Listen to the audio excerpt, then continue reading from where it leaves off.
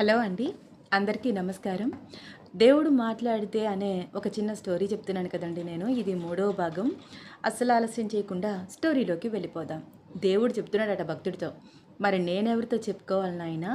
ప్రతి నిమిషం, ప్రతి క్షణం నేను ఈ భూ ప్రపంచాన్ని నడిపిస్తున్నాను.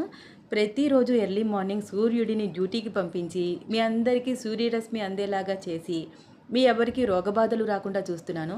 వానాకాలంలో వర్షాలు పడేలాగా చేసి చక్కటి పాడి పంటలను మీకు అందిస్తున్నాను, ఆహార సమస్యలు రాకుండా.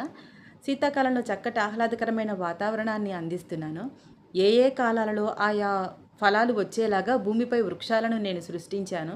సముద్రాలను, సముద్రాలలో జలాచర జీవులను, వాటి మనుగడను అంతా నేను స్వయంగా చూసుకుంటున్నాను. చిన్న సూక్ష్మజీవి దగ్గర నుంచి ప్రతి ప్రాణి మీద ప్రత్యేకమైన శ్రద్ధ తీసుకుంటున్నాను.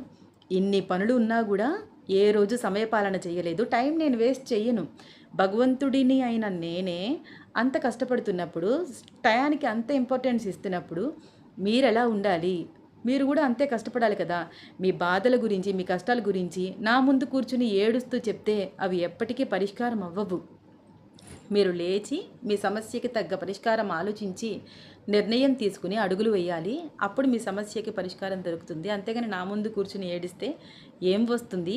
మీకు నేను తినడానికి తిండి, గాలి, నీరు, నిప్పు, వృక్షాలు, పండ్లు అన్నీ ఇచ్చాను. ఆలోచించే బుద్ధి ఇచ్చాను. మంచేది, చెడేది ఆలోచించే బుద్ధి ఇచ్చాను. ఇంకా నేనేమి ఇవ్వాలని నువ్వు ఏడుస్తున్నావు? నువ్వు మంచి పని చేస్తే నీకు మంచే వస్తుంది. చెడు పని చేస్తే చెడే వస్తుంది. నువ్వు వెళ్ళే దారిలో నువ్వు ముళ్ళు వేసుకుని అవి నాకు గుర్చుకున్నాయి అని చెప్పి ఏడుస్తూ నా ముందు కూర్చుని బాధలు చెప్పుకుంటుంటే నేనేం చేయాలి? నీకు తెలుసు కదా నువ్వు మంచి చేస్తున్నావో చెడు చేస్తున్నావో. మంచి చెయ్యి, మంచి వస్తుంది. నా ముందు కూర్చుని ఇలా ఏడుస్తూ ఉంటే ఎప్పటికీ నీ సమస్యలు పరిష్కారం కావు. లేచి వెళ్ళి నీ సమస్యలకి పరిష్కారం వెతుక్కో. భగవంతుడిని అయిన నేనే నెక్స్ట్ ఇయర్, దేవుడు చెప్తున్నాడు అనమాట ఈ మాటలు. నెక్స్ట్ ఇయర్ గురించి ఇప్పటికీ నేను ప్రణాళిక సిద్ధం చేసుకోవాలి, రాసుకోవాలి.